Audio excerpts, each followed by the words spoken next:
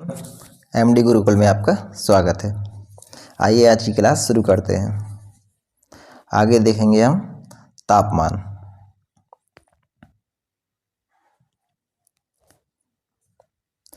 तो डॉक्टरी थर्मामीटर में पारा का प्रयोग किया जाता है। क्यों किया जाता है? ये इसका कारण है क्योंकि यह अपारदर्शी चमकीला ताप के मान को पढ़ने में आसानी होती है। यह कांच में चिपकता नहीं है और ना ही वाष्पित होता है, अतः सही मापन करता है। देखिए इसका कारण क्या है?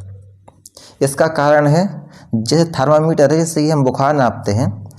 बुखार नापने के लिए थर्मामीटर का प्रयोग किया जाता है। उस थर्मामीटर में पारे का प्रयोग किया जाता है। पारा क्या होता है? पारा होता है अपारदर्शी, इसलिए पारा दिख पाता है। यदि पारदर्शी होता तो दिखता नहीं कि कितना पारा ऊपर चढ़ रहा है, जिससे हमें पता ही नहीं चलता टेम्परेचर कितना है। इसलिए कैसा होता है? अपारदर्शी, यानी कि जो अपारदर्शी चीज़ होती है वही तो दिखेगी। और चमकीला होता है, चमकने के कारण वो दिखता रहता है कि कितना ऊपर पारा चढ़ा। और ताप के मान को पढ़ने में आसानी होती है इससे, ताप के मान को पढ़ने में आसानी के कारण। और सबसे बड़ा कारण है इसका कि यह कांच में चिपकता नहीं है। यदि कांच में चिपकता तो कांच में ऊपर चढ़ ही नहीं पाता, जिससे हम बुखार नहीं नाप सकते थे। यही कुछ कारण है जिसके कारण थर्मामीटर में पारे का प्रयोग किया जाता है। अब देखिए, ठंडे प्रदेशों में जहाँ पर न्यूनतम तापमान होता है वहाँ पर थर्मामीटर का प्रयोग नहीं करते हैं। अब जहाँ पर टेम्परेचर है -40 डिग्री सेल्सियस, -40 डिग्री सेल्सियस तापमान है जहाँ का, तो वहाँ पर किस चीज़ का प्रयोग करेंगे? वहाँ पर पारयुक्त तापमापी का प्रयोग ना करके एल्कोहल युक्त तापमापी का प्रयोग करते हैं। किसका प्रयोग करते हैं? एल्कोहल युक्त तापमापी का प्रयोग करते हैं, क्योंकि पारा -39 डिग्री सेल्सियस पर जमने लगता है, जबकि एल्कोहल -115 डिग्री सेल्सियस पर जमता है। ये कितने पर जमता है एल्कोहल? -115 डिग्री सेल्सियस पर। यहाँ पर -39 पर जम जाएगा ये, जिस कारण से -40 डिग्री सेल्सियस पर ये ऊपर ही ना उठेगा, थर्मामीटर में नीचे ही बैठा रहे। इससे आप तापमान नहीं माप सकते हो। इसीलिए ठंडे प्रदेशों में किसका प्रयोग करते हैं? एल्कोहल। देखिए जो ठंडी होती है ना, जो शराब पीने वाले लोग हैं, दारू चढ़ाने वाले, वो एल्कोहल का प्रयोग करते हैं, जिससे उन्हें नशा है पता नहीं चलता सर्दी है। तो ऐसी ये इसी से याद रखिए कि ठंडे प्रदेशों में किसका प्रयोग करते हैं? थर्मामीटर में भी वो दारू भर देते हैं। किसका प्रयोग करते हैं? एल्कोहल। एल्कोहल मीन्स दारू।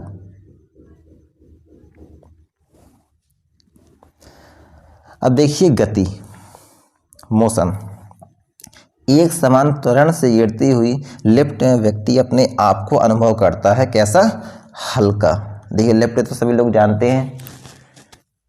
लिफ्ट वो होती है जो कि कारखानों में या मॉल वगैरह में लगी रहती है। उसमें बैठकर लोग बाग ऊपर नीचे जाते हैं, जिससे कि सीढ़ियाँ चढ़ना पड़े और आसानी से हम ऊपर बिना थके पहुंच जाएं। देखिए आपने कभी हाथ में पत्थर लिया है? हाथ में पत्थर लेकर नहीं लिया तो पत्थर लेकर एक बार ट्राई करिएगा।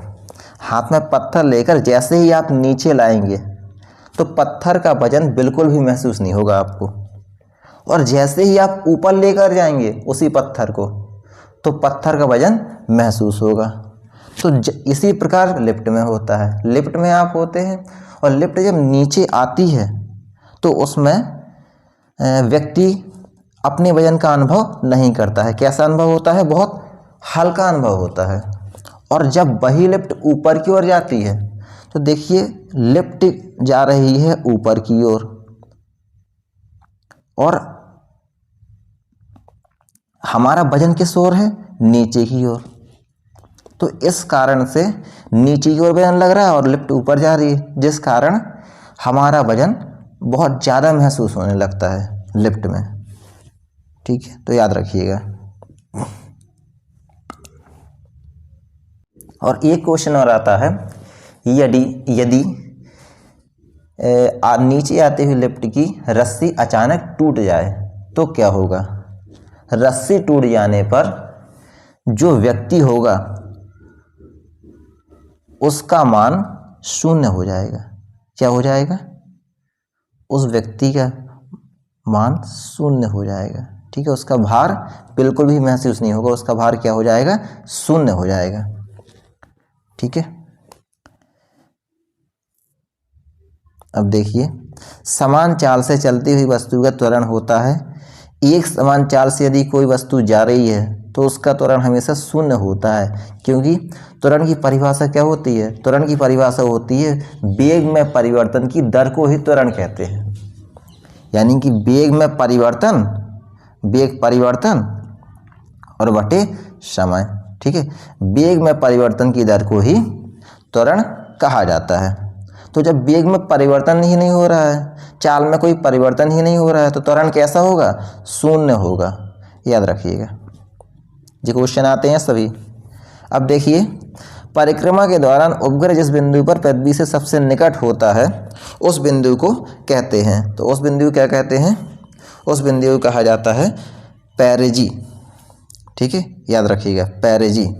किसी निश्चित दिशा में इकाई समय में तय की गई दूरी कहलाती है वेग। वेग का फॉर्मूला क्या होता है? वेग का फॉर्मूला होता है दूरी बटे समय। ठीक है, तो किसी निश्चित दिशा में इकाई समय में तय की गई दूरी को क्या कहते हैं? वेग। किस नियम के अनुसार प्रत्येक ग्रह सूर्य के चारों ओर दीर्घ वृत्ताकार कक्षा में परिक्रमा करता है तथा सूर्य ग्रह की कक्षा की एक फोकस बिंदु पर स्थित रहता है? जो केपलर के नियम हैं, केपलर के नियम याद रखिए आप लोग। ठीक है, तो केपलर के नियम के अनुसार ये सूर्य जो है एक फोकस पर रहता है जब इसके चारों ओर ग्रह परिक्रमा करता है, और जब भी इसके पास आता है ग्रह तो इसकी गति तेज हो जाती है। जैसे जो सूर्य है और जो ग्रह परिक्रमा कर रहा है, और जो परवलयाकार उसमें परिक्रमा करता है, सॉरी, ये परवलयाकार क्षेत्र में परिक्रमा करता है ग्रह। ठीक है, इस प्रकार। और जैसे ही सूर्य के निकट आएगा इसकी गति तेज हो जाती है। सूर्य से दूर होता है जब यहाँ पर तो इसकी गति स्लो होती है। ऐसे याद रखिए, जिस सूर्य है, ठीक है, ये मान लिया सूर्य है, जब इससे दूर जाने लगेगा ये तो ये रस्सी से इसे खींचता है कि ऐसा ना हो मुझसे दूर ही चला जाए पूरा, तो खींचता है अपनी तरफ को, जिससे इसकी गति कैसी हो जाती है? इसकी गति बेचारी की धीमी हो जाती है। और जब ये पास में ही रहता है तो पास में रहने के कारण सूर्य कहता है चलो पास में ही है, कोई दिक्कत नहीं है, इसे घूमने दो जितनी तेज घूमे जे, तो इसकी गति तेज होती है। ऐसे याद रखिएगा, थोड़ा एक प्रैक्टिकली रूप में। ठीक है, इसी कारण जो जब दूर होता है तो इसकी गति कम होती है ग्रह की, और जब ये सूर्य के पास होता है तो इसकी गति तेज होती है। अभी सब क्वेश्चन आएंगे। सूर्य के चारों ओर चक्कर लगाते समय ग्रह का वेग अधिकतम होता है जब सूर्य के समीप होता है। बताया मैंने अभी, कैसा होता है? जब निकट होता है सूर्य के तो ग्रह का वेग अधिकतम होता है। सूर्य से अधिक दूरी पर स्थित ग्रह का परिक्रमण काल क्या होगा? देखिए, जब ये सूर्य से दूरी पर होगा, कोई भी ग्रह सूर्य से दूरी पर होगा तो इसका परिक्रमण काल बताना है क्या होगा। पहले बताइए वेग क्या होगा? जब दूरी पर होगा तो वेग धीमा हो जाएगा, वेग धीमा हो जाएगा तो इसका परिक्रमण काल होता क्या है पहले ये समझिए। परि मीन्स चारों ओर, क्रमा मीन्स परिक्रमा कहलाते हैं, जिस चारों ओर घूमना, और काल मीन्स समय, यानी कि चारों ओर घूमने में लगा समय ही उसका परिक्रमण काल होता है। तो सूर्य यदि दूर होता है, ग्रह यदि सूर्य से दूर होता है तो क्या होता है? उसकी गति धीमी हो जाती है। गति धीमी होगी तो वो देर में परिक्रमा लगाएगा, यहाँ से यहाँ तक आने में उसे टाइम लगेगा। टाइम लगने का मतलब उसे काल या समय ज़्यादा लगा तो परिक्रमण काल क्या होगा? अधिक होगा। लेकिन यदि यही सूर्य के निकट होगा यहाँ पर तो ये तेजी से घूमेगा। तेजी से घूमने का मतलब समय कम लगेगा, यानी परिक्रमण काल कम होगा। जब सूर्य के निकट होगा तो ग्रह का परिक्रमण काल कम होता है और सूर्य से दूर होने पर इसका ग्रह का परिक्रमण काल अधिक होता है। ठीक, पृथ्वी का अपने अक्ष पर घूमना किस प्रकार की गति है? जिस पृथ्वी का अपने अक्ष पर घूमना घूर्णन गति है। जैसे कि आपने बचपन में किया होगा, आप एड़ी के बल खड़े हुए होंगे और अपने ही चारों ओर घूम गए होंगे। जैसे लट्टू घूमता है, लट्टू लट्टू देखा है, इस प्रकार होता है लट्टू। ठीक है, यहाँ पर इसे इस प्रकार से घुमाया जाता है जी जमीन पर, तो लट्टू अपने चारों ओर ही घूमता है। ठीक, इसे कहते हैं घूर्णन गति। ग्रहों की गति के नियम दिए किसने? केपलर ने। याद रखना, केपलर ने ग्रहों की गति के नियम दिए हैं। जैसे कैप होती है सिर पर, कैप चारों ओर घूम जाती है, इसी प्रकार ग्रह भी इसके चारों ओर घूमते हैं सूर्य के, ऐसे आप याद रखिए। वेग परिवर्तन की दर को क्या बोलते हैं? जो होती है त्वरण। बताया था मैंने, त्वरण की परिभाषा क्या है? वेग परिवर्तन की दर को ही त्वरण कहा जाता है। जहाजों की गति का मापन करते हैं किसमें? नॉट। देखिए, जहाज़ों में जब समुद्र में जहाज उतारे जाते हैं तो बहुत खतरा होता है। जहाज पहुंच पा रहा, नहीं पहुंच पा रहा, कहीं तूफान आ जाता है, कहीं कुछ आ जाता है। तो जहाज में जो लोग बैठते हैं तो गति जब तेज हो जाती है तो सभी लोग कहते हैं कि नहीं बैठो, नॉट। किसी से भी पूछोगे वो ना का जवाब देगा, नहीं बैठना है, नॉट। तो ऐसे याद रखिए, जहाज़ों की गति क्या होती है, किस में मापते हैं? जहाज़ों की गति को नॉट में मापते हैं। ठीक, तोप से छूटे गोले का पथ कैसा होता है? परवलयाकार। ये देखिए, ये तोप है कोई, तोप से यदि गोला निकलेगा इस प्रकार से तो उसके पथ कैसा होगा? इस पथ में जाएगा, इस प्रकार से। ये कैसा पथ है? गोलाकार तो है नहीं है। इस पथ को कहा जाता है परवलयाकार।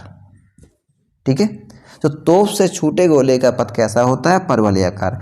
अब इस प्रकार कोई भी पथ हो किसी भी चीज का, उसे परवलयाकार कहेंगे। ठीक है, न्यूटन की पुस्तक का नाम क्या है? प्रिंसिपिया। ठीक है, प्रिंसिपिया, यहाँ बिंदी नहीं है, बिंदी और रहेगी। प्रिंसिपिया न्यूटन की पुस्तक का नाम है।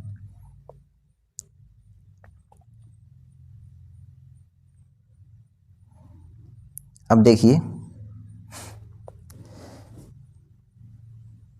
जब ग्रह सूर्य से दूर होता है तब ग्रह का वेग होगा, बताया मैंने पहले भी, जब दूर पहुंच जाएगा ग्रह तो उसका वेग कैसा हो जाएगा? कम हो जाएगा। न्यूटन का तीसरा नियम देखिए, न्यूटन का तीसरा नियम, जी न्यूटन का तीसरा नियम कहलाता है क्रिया प्रतिक्रिया का नियम।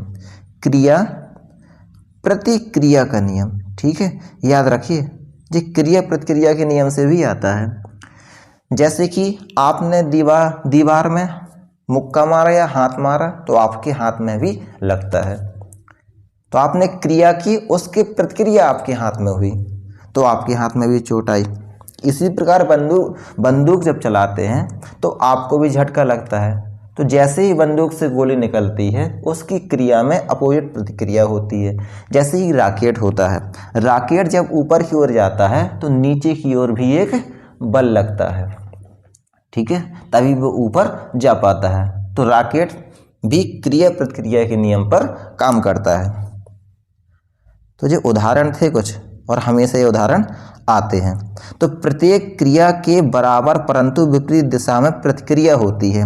इसके उदाहरण हैं बंदूक से गोली छोड़ते समय पीछे की ओर झटका लगना, रॉकेट का आगे की ओर बढ़ना। ठीक है, अब देखिए हम पृथ्वी पर पलायन वेग का मान क्या होता है। पहले समझिए पलायन वेग होता क्या है। जब किसी वस्तु को एक निश्चित वेग दे दिया जाए तो वो वस्तु पृथ्वी के जो क्षेत्र होता है, आपका गुरुत्वाकर्षण क्षेत्र, उससे बाहर निकल जाती है। ठीक है, यदि वस्तु को 11.2 किलोमीटर पर सेकंड के वेग से बाहर भेजा जाए तो वो वस्तु पृथ्वी को छोड़ देगी। ठीक है, तो यही है पलायन वेग। अब ये जरूरी नहीं है कि कितने ग्राम की वो वस्तु है, कितने किलो की वस्तु है, बस 11.2 किलोमीटर पर सेकंड, यानी 1 सेकंड में इतना वेग दे दिया जाए कि वो 1 सेकंड में 11.2 किलोमीटर दूरी तय कर ले, तो वो वस्तु पृथ्वी के बाहर निकल जाएगी। ठीक है, तो याद रखिए पृथ्वी का पलायन वेग क्या होता है। पृथ्वी पर पलायन वेग होता है 11.2 किलोमीटर पर सेकंड, 112, इस प्रकार याद रखिए। ठीक, अब देखेंगे हम 25 ग्राम के पिंड के लिए पृथ्वी से पलायन करने का वेग उतना ही है, चाहे 40 ग्राम के पिंड का हो या 25 ग्राम का पिंड हो। पिंड कितने भी ग्राम का हो, कितने भी किलोग्राम का हो, लेकिन उसके लिए पलायन वेग का मान एक ही होता है, 11.2 किलोमीटर पर सेकंड, यानी 1 सेकंड में 11.2 किलोमीटर दूरी तय करना चाहिए, तभी वो बाहर निकलेगी पृथ्वी के। देखिए हम, किस बल के बिना वस्तु या कण की वृत्ताकार पथ पर गति संभव नहीं है। तो किस बल के बिना? अभिकेंद्री बल। हमेशा कोई भी वस्तु है किसी भी चीज के चारों ओर चक्कर लगा रही है, तो उन दोनों वस्तुओं के बीच कोई ना कोई बल लग रहा होगा, इसी कारण वो उसके चारों ओर चक्कर लगा रही है, वरना चक्कर नहीं लगाती। जैसे सूर्य की ओर चारों ओर ग्रह चक्कर लगाते हैं, तो सूर्य और पृथ्वी के बीच या सूर्य या ग्रहों के बीच एक अभिकेंद्री बल काम करता है, यानी कि हमेशा ग्रह का जो स्वभाव होगा वो सूर्य की तरफ होगा, इसीलिए सूर्य के चारों ओर चक्कर लगाती है पृथ्वी या ग्रह। ऐसे ही जो उपग्रह होते हैं वो किसी ग्रह के चारों ओर चक्कर लगाते हैं, तो उनके बीच भी एक बल काम करता है, जैसे कहते हैं अभिकेंद्री बल। अभिकेंद्री का मतलब होता है, अभि मीन्स की ओर, केंद्र मतलब केंद्र, केंद्र की ओर एक बल काम करना, उसे कहते हैं अभिकेंद्री बल। तो किसी बल के बिना, किस बल के बिना वस्तु या कण की वृत्ताकार पथ पर गति संभव नहीं है? अभिकेंद्री बल के बिना। ठीक है, अभिकेंद्री बल के उदाहरण कौन कौन से हैं? पृथ्वी का सूर्य के चारों ओर चक्कर लगाना, इलेक्ट्रॉन का नाभिक के चारों ओर घूमना। बताया था मैंने, किसी भी चीज़ के चारों ओर कोई चीज़ घूमती है वो एक केंद्र की तरफ बल लगाती है। तो इसी प्रकार इलेक्ट्रॉन जो होता है नाभिक के चारों ओर घूमते हैं। तो क्यों घूमते हैं, क्या कारण है? नाभिक और इलेक्ट्रॉन के बीच एक बल काम करता है, जैसे कहते हैं अभिकेंद्री बल। इसी कारण इलेक्ट्रॉन नाभिक के चारों ओर घूमता है। चौराहों पर मुड़ते समय साइकिल सवार का झुक जाना। साइकिल सवार जो झुकता है, आपने कभी भी साइकिल चलाई होगी, जब महसूस किया होगा या ना महसूस किया हो तो आप करिएगा। जब भी आप मोड़ पर मुड़ते हैं तो हल्का सा झुक जाते हैं मोड़ की तरफ। क्यों झुकते हैं? अभिकेंद्री बल के कारण।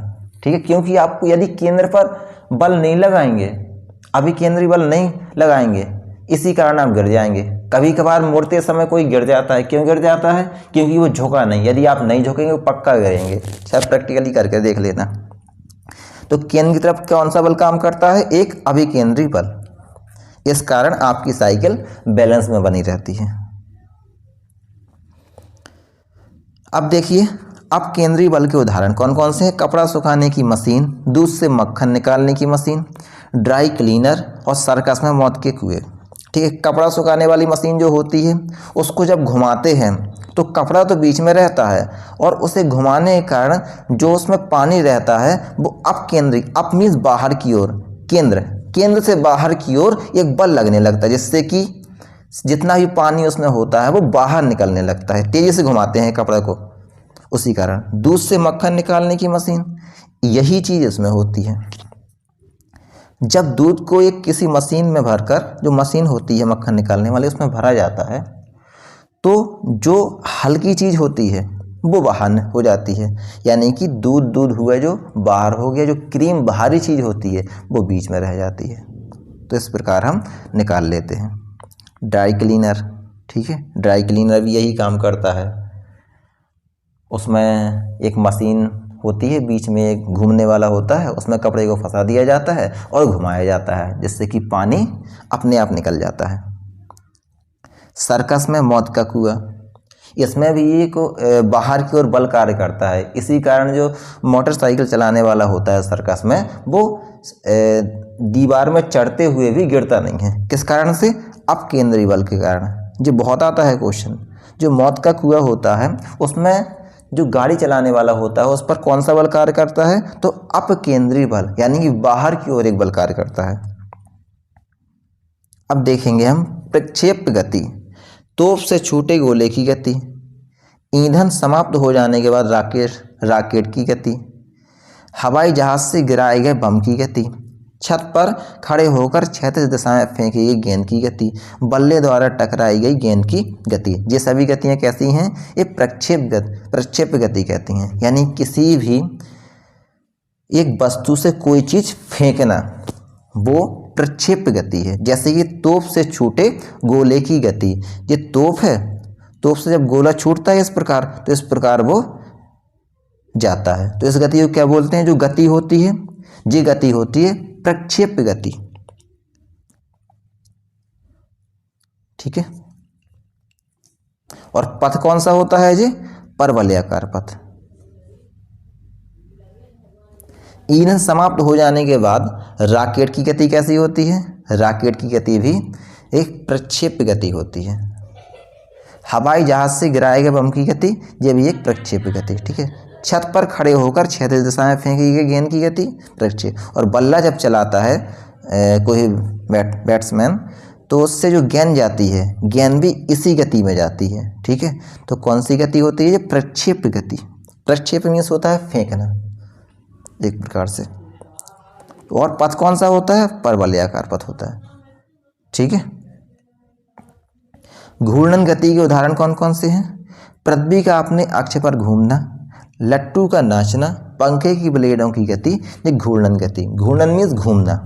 बस हिंदी में समझ लिया करिए। जो आप जिस शब्द होते हैं, शब्द ही उसकी परिभाषा बयां कर देते हैं। बस शब्द को समझिए ध्यान से, है क्या शब्द में। घूर्णन मीन्स घूमना। बस पृथ्वी का अपने अक्ष पर घूमना, यानी अपने चारों ओर घूमना, वही है घूर्णन गति। लट्टू भी अपने चारों ओर घूमता है, पृथ्वी भी अपने चारों ओर घूमती है। ठीक है। जो सूर्य के चारों ओर घूमती है वो परिक्रमाएं करती है। ठीक है।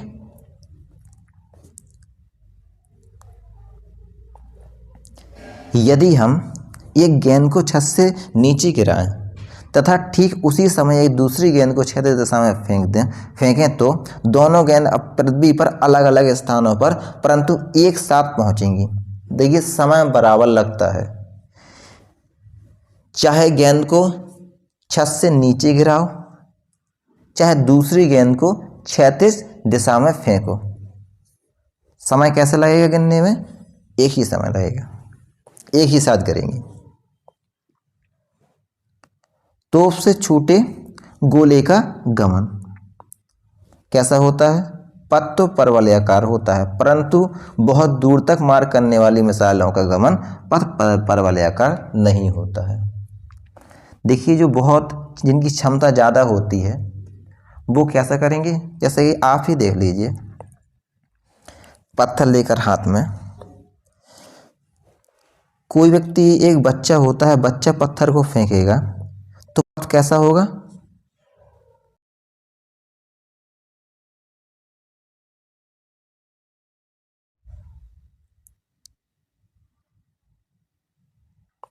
देखिए अब जैसे कोई बच्चा फेंकेगा यदि पत्थर को, तो यहीं तक पास तक फेंक पाएगा वो, तो उसकी गति कैसी होगी? उसका पथ कैसा होगा?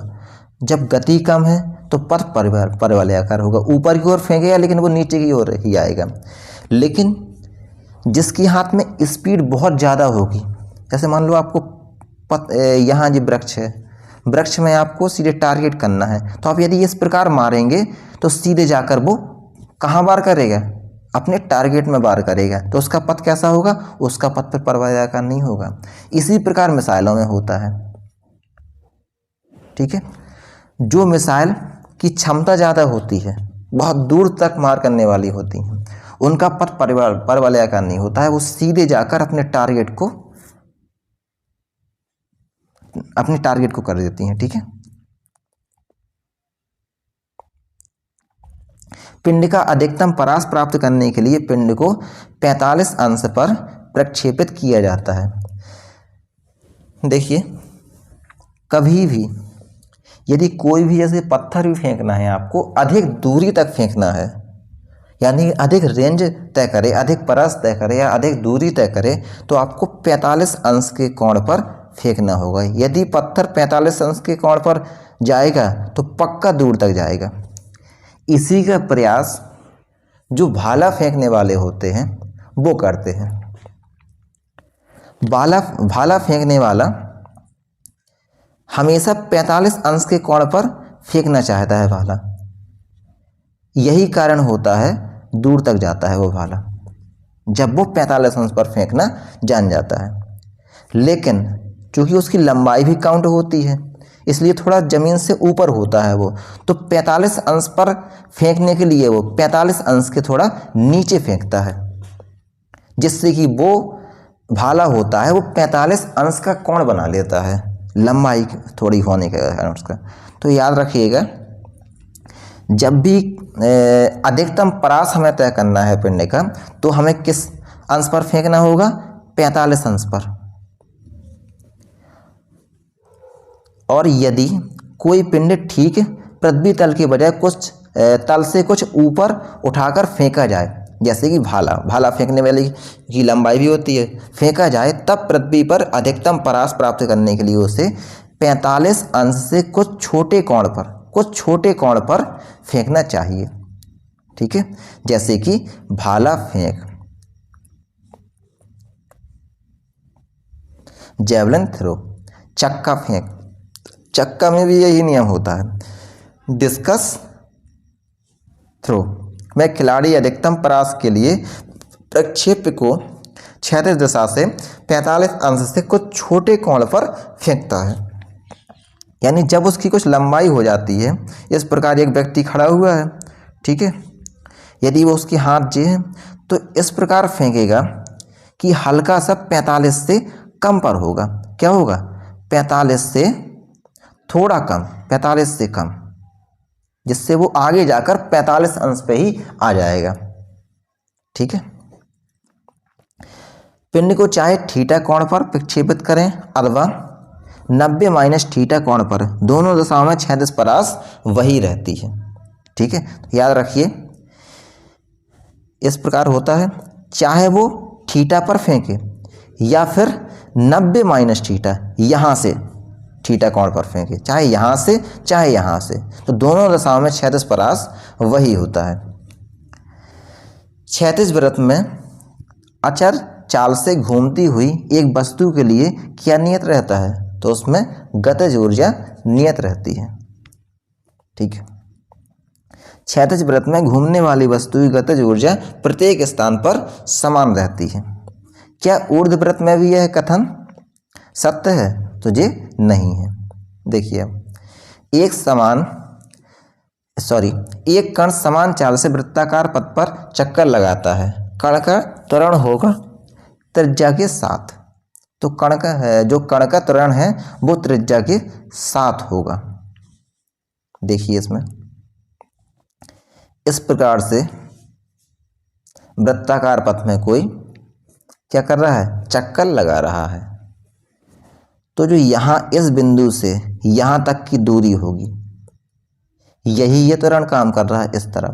इस तरफ त्वरण काम करने के कारण ही वो वृत्ताकार पथ में चक्कर लगा पा रहा है। तो त्वरण कहाँ होगा? इस त्रिज्या के साथ होगा। ठीक, तो याद रखिएगा, एक कण एक समान चाल से वृत्ताकार पथ पर चक्कर लगाता है, कण के त्वरण की दिशा होगी सदैव उस वृत्त के केंद्र की ओर। अभी मैंने बताया है, जे इस पथ पर गति कर रहा है तो उसका त्वरण किस ओर होगा? उसके केंद्र की ओर। ठीक है,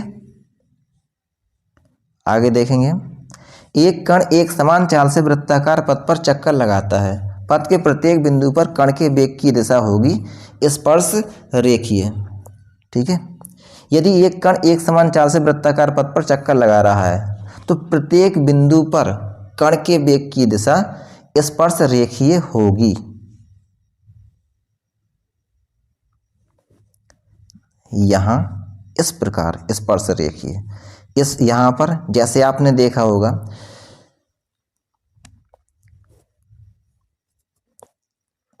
जब किसी पहिए में कीचड़ लग जाता है तो कीचड़ की दिशा कैसी होती है, कीचड़ की दिशा होती है उसमें कीचड़ के जो कण होते हैं उसकी स्पर्श रेखीय होती है। ठीक है, तो स्पर्श रेखीय इस प्रकार से। यदि लिफ्ट ऊपर जा रही है, उस पर एक व्यक्ति का भार लिफ्ट में अपने भार का 2 गुना होता है, तो इस दिशा में लिफ्ट का त्वरण क्या होगा, उसका जी ही होगा। ठीक है, गुरुत्वीय त्वरण।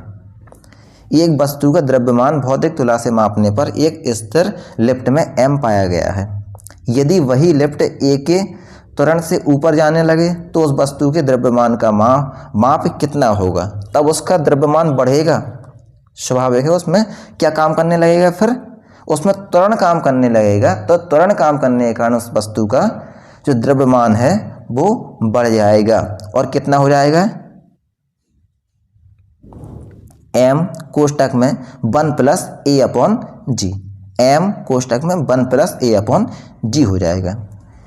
आपेक्षिकता के विशेष सिद्धांत के अनुसार किसी कण का द्रव्यमान एक प्रेक्षक के संबंध में वेग में बढ़ोतरी के साथ बढ़ता है। जब भी वेग में बढ़ोतरी होगी तो उसके साथ कण का द्रव्यमान भी बढ़ेगा। एक समान वेग से चल रही गाड़ी में से एक व्यक्ति प्लेटफॉर्म पर एक गेंद गिराता है। जो बहुत क्वेश्चन आता है, ठीक है।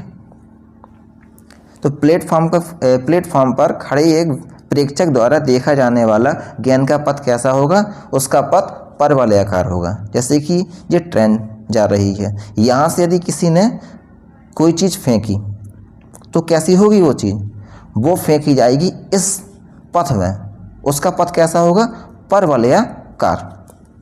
इसी पथ में तो जाएगा, वृत्ताकार तो हो नहीं जाएगा, वो इसी पथ में जाएगा। किस पथ में, परवलयाकार। सड़क पर चलते समय किसी बैलगाड़ी के पहियों की गति किसका उदाहरण है, स्थानांतरीय और घूर्णी गति का। कौन सी, स्थानांतरीय, यानी कि स्थान का अंतर हो जाता है, इस स्थान से यहाँ तक पहुँच जाती है। और घूर्णीय, पहिए कैसे होते हैं, पहिए हमेशा घूर्णन गति करते हैं, यानी घूमते हैं। ठीक, यदि एक प्रेक्षक का क्षैतिज परास उसकी अधिकतम ऊंचाई का 4 गुना है तो प्रेक्षक का कोण है 45 अंश। 45 अंश होने के कारण जो क्षैतिज परास है उसकी अधिकतम ऊंचाई का 4 गुना, क्योंकि यही वो कोण होता है जब वो अधिकतम परास को तय करता है, यानी 4 गुना हो जाता है उसका लंबाई का।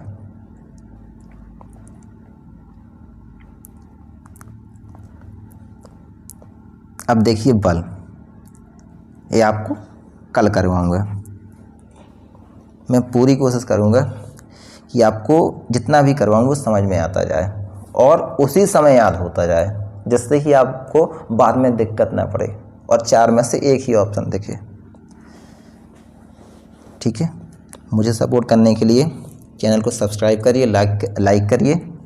और इसी प्रकार यदि आप और भी सब्जेक्ट के लेक्चर चाहते हैं तो कृपया कमेंट में बताइए किस सब्जेक्ट के मैं ट्रिक्स से बनाऊं, जिससे कि आपको कोई भी सब्जेक्ट याद बना रहे। ठीक है, तो कमेंट ज़रूर करिए। धन्यवाद।